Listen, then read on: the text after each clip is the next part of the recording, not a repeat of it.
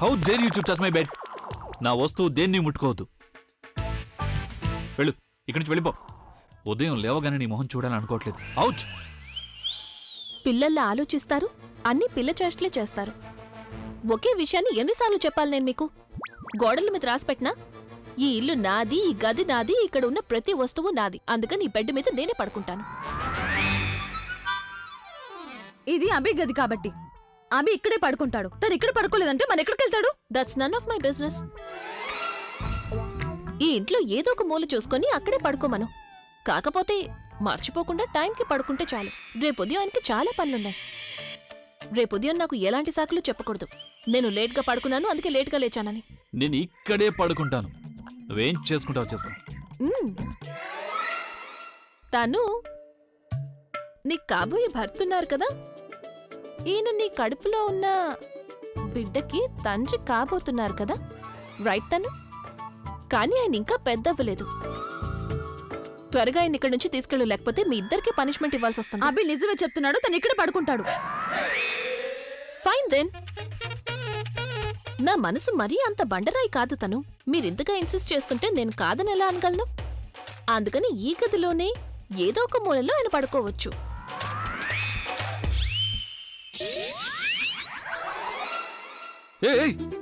నువ్వు నా పిల్లోని ఎలా ముట్టుకున్నావు? ఇలా నా ఉద్దేశం అది కాదు. నేను ఈ పిల్లోకి ఎమోషనల్ గా అటాచ్ అయి ఉన్నాను. ఒకవేళ నువ్వు నా పిల్లోని పట్టుకున్నావు అంటే నా కోపం నేను కంట్రోల్ చేసుకోలేను. Give my pillow back. ఇదిగోండి మీ పిల్లో. కానీ ఈ బెడ్ మీద నేనే పడుకుంటాను.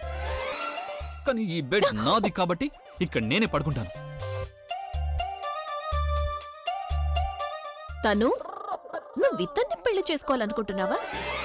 ఇతను పెళ్లికి ముందే మరొక అమ్మాయితో కలిసి ఉండాలనుకుంటున్నాడు. ఓకే, ఒకవేళ నీకెలాంటి ప్రాబ్లము లేదు అంటే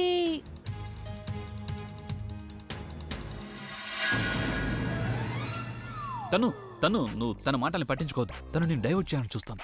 నేనే ఇక్కడ పడుకోవాలి కదా. You out. నువ్వు నాతో బయటగా, నేను ఇప్పుడే నీతో అర్జెంటుగా మాట్లాడాలి.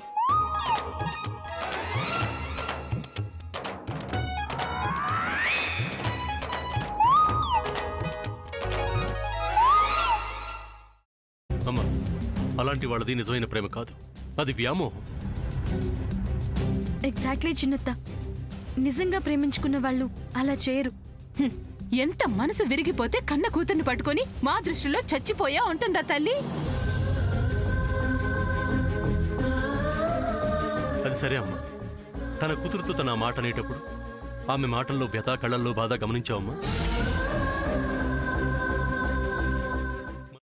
పెద్దబాబుకు బర్త్డే విషెస్ చెప్పు కూడా వెళ్ళాం కదా.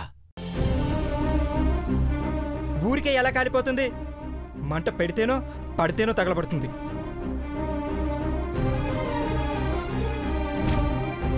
కరెక్ట్ చిన్నబాబు, నీకొచ్చినట్టే నాకు డౌట్ వచ్చింది. పార్వతే షర్టును తగలబెట్టిందనుకుంటా.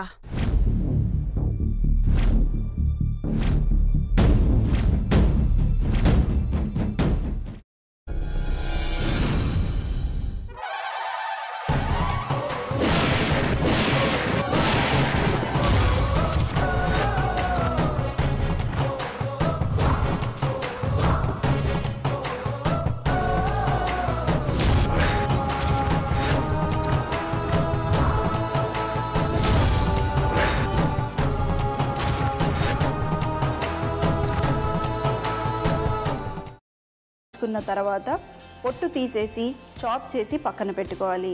ఒక ప్యాన్లో కొద్దిగా నూనె వేడి చేసి అందులో ఆవాలు, మినప్పప్పు, శనగపప్పు, కరివేపాకు, సన్నగా తరిగి పెట్టుకున్న ఉల్లిపాయలు వేసుకుని 1 నిమిషం పాటు వేయించుకోవాలి. ఆ తర్వాత కాల్చి కట్ చేసి పెట్టుకున్న వంకాయని కూడా అందులో వేసుకుని బాగా మిక్స్ చేసి బౌల్లోకి ట్రాన్స్ఫర్ చేసుకుని అందులో తగినంత చిక్కటి పెరుగు లేదా పల్చటి పెరుగు వేసుకుని మిక్స్ చేసి అన్నంతో కానివ్వండి, చపాతీతో కానివ్వండి సర్వ్ చేసినా చాలా బాగుంటుంది.